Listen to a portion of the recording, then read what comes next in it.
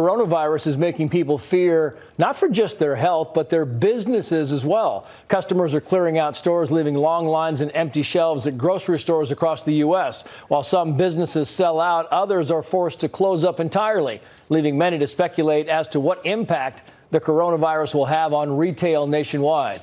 For more on this, let's go to our retail expert, Erin Sykes. Erin, good of you to join us. Thank you so much. I mean, a lot of these small businesses being shut up. I mean, it is amazing how much financial damage in just a couple of weeks that can be done to these places. Absolutely. Who would have thought that we would be here a month or 2 months ago? We could not have predicted this. Retail was in such a strong state, which is actually a good thing because people have some traction going forward to maybe be able to get through this storm. However, it is the small businesses that will take the biggest hit. We've already seen some disruption in supply chain because of the outbreak in China. So we're seeing delays that will continue down the line. But it's really those small businesses that we all have to help out. What would you say to a restaurant in San Francisco where you know the real estate prices are extraordinarily high, so the rents are high, and now they're shut down? I mean, really, the whole area in the Bay Area is a shelter-in-place thing, so they're really not even getting takeout food. What do you say to businesses that are just hanging on by their fingernails? I mean, this is an opportunity. I think it's very important for businesses to look to what they can do to survive and to really thrive through hardship, because this is when great brands and great businesses are made. So how can you innovate on your delivery? Can you do contactless delivery? How are you going to leverage social media and email campaigns and even more innovative options than that? How are you going to really turn delivery on its head? That's what these businesses have to think about, because even when we saw China last month, their delivery went up about 30%, and that's just what was reported. So you do have an opportunity when 50% of overall food in the United States is already takeout and delivery. That's standard most months of the year. Now, how are you going to really move that needle and bring it closer to 80-85% for the coming months? Yeah, I want you to listen to this soundbite, if you could, Erin. This is from a man named Brian Delaney, and he owns a bar that is now shut down. And here's what he says. There's no relief package. There's no, oh, we're going to help here. It's just, you're closed. So I understand the urgency of everything, and we're in uncharted territory here, but it's just such gross unpreparedness. Yeah, I mean, they're saying, look, we're team players. We understand this is a national emergency, and we're trying to abide by the rules here. But, you know, they're closing down some of the restaurants and closing down the bars, and the grocery stores get to stay open because they have the food that's necessary. And it just seems to be this weeding out process of, you know, you can stay open and you cannot. Absolutely. And he's right. It's difficult. You're in a catch-22 type of situation. But that's where I urge these bars and restaurants to maybe look to their other local partners. Look for local stores, not the merchandiser type of grocery stores, not the Publix, but the mom and pop corner shop.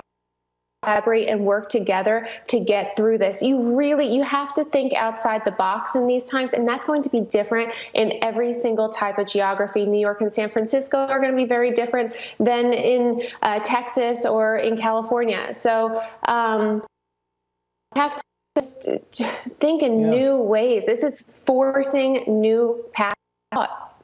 It really is. And that's the question that everybody is asking here, Erin, is they're saying, OK, so what happens when these businesses start to fail? Where do they go? I mean, the unemployment rate, they've got employees and so forth. And when is this the financial health of the economy? When is, I mean, clearly you're talking about, you know, a health crisis. That's always priority number one. But when the financial health of the country starts really taking a massive hit, do you see or foresee any adjustments in the way these cities and towns and states go about their business?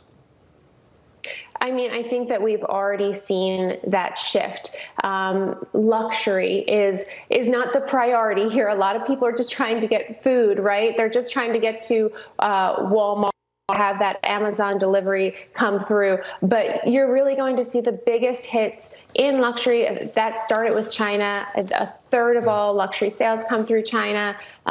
You're going with people quarantined in their homes. There's really no reason to go out and buy those beautiful luxury goods. So you're going to see that take the biggest hit, in my opinion. And then actually brands like Walmart, Target, and Amazon, really, this is their time to excel. The last time we had a recession, Walmart actually did quite well. And we've already seen some shortages on Amazon. So obviously the demand is there, but it's just so important as a conscientious consumer to not hoard. If you don't need something for the next 2 weeks, let it be there for somebody else who really does. Yeah, and that's a very good point, and I'm just curious how we get that out wider. I mean, people are freaked out. They panic. People tend to say, listen, I got to have this because I'm freaked out that I'm going to run out of toilet paper. I'm freaked out that I'm going to run out of food. And the governors and the mayors are trying to kind of appease people by saying, look,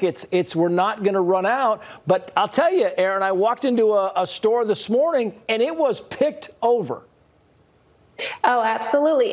It actually, the more that you really try to go out there and get these goods, the more effort you make to go to the Publix and the Walmarts, et cetera, it is a little scary because there's a psychology behind it. When you see a lack of things on the store shelves, you immediately want them as a consumer. This is, tale as old as time. But this is where you have to check in and be conscientious and say, it's 2 weeks. 2 weeks is the standard. Right. Do I need that toilet paper or that paper towel, that Clorox, that Lysol, et cetera, in the next 2 weeks? And if you don't, you have to stop yourself and save it for someone else. Yeah, I mean, that's the whole thing is, look, they're now saying, the White House is saying 15 days. Come on, give us 15 days. Maybe we can flatten out this curve. Maybe, people who are buying stuff can just get enough for a couple of weeks and let somebody else have a few things as well. Erin Sykes, good to see you. Thank you. Great insight.